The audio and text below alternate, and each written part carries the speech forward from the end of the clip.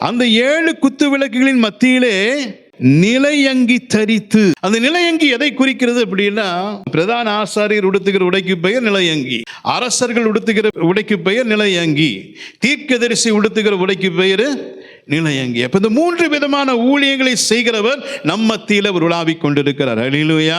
யாருங்க? பிரதான ஆசாரியர் ஊழியத்தை செய்கிற இயேசு, தீர்க்க தரிசன ஊழியத்தை செய்கிற இயேசு, ராஜாவாக அவர் ஆளுகை செய்கிறவராக நம் மத்தியில் அவர் உலாவிக் கொண்டிருக்கிற இயேசு. அல்லேலூயா. அதைத்தான் இந்த நிலையங்கி என்ற வார்த்தை குறிக்கிறது. அப்படிப்பட்ட இயேசு நம் மத்தியில் உலாவிக் கொண்டிருக்கிறார். எதுக்காக உலாவிக் கொண்டிருக்கிறார்?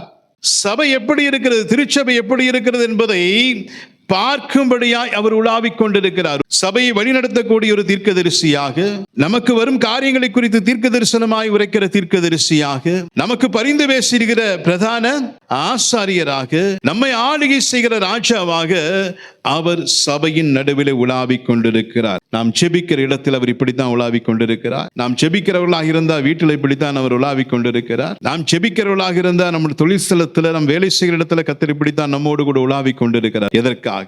நாம் எப்படி இருக்கிறோம், நம்முடைய ஆவிக்குரிய வாழ்க்கை எப்படி இருக்கிறது, நம் ஆவிக்குரிய வளர்ச்சி எப்படி இருக்கிறது, நம்முடைய பரிசுத்த அலங்காரம் எப்படி இருக்கிறது என்பதை பார்க்கும் வண்ணமாக அந்த பரிசுத்த அலங்காரத்தை நமக்குள்ளாக முழுமைப்படுத்தி தம் வருகையில நம்மை எடுத்துக்கொள்ள வேண்டும் என்பதற்காக அவர் நம்ம மத்தியில் அவர் உலாவிக் கொண்டிருக்கிறார். நம்ம தான் நம்மை அலங்கரிக்க லேட் பண்ணிட்டே இருக்கிறோம். ஒரு கல்யாணம் நடக்குது அப்படின்னா யார் முதல்ல வருவா? மாப்பிள்ளை தான் முதல்ல வந்து உட்கார்ந்துட்டு இருப்பார். பொண்ணு வர்றதுக்கு ஆமா நம்ம பாடி பாடி பாடி பாடி வாயே வெளிச்சிரும். 2 பாட்டு 3 பாட்டு 4 பாட்டு வேணாலும் பொண்ணு வர சார் அறிகுறியே தென்படாதீங்க.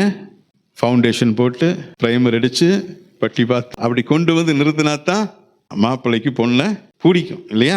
அதான் உண்மை. அப்படித்தான் ஆண்டவர் எதிர்பார்த்து காத்திருக்கிறார்.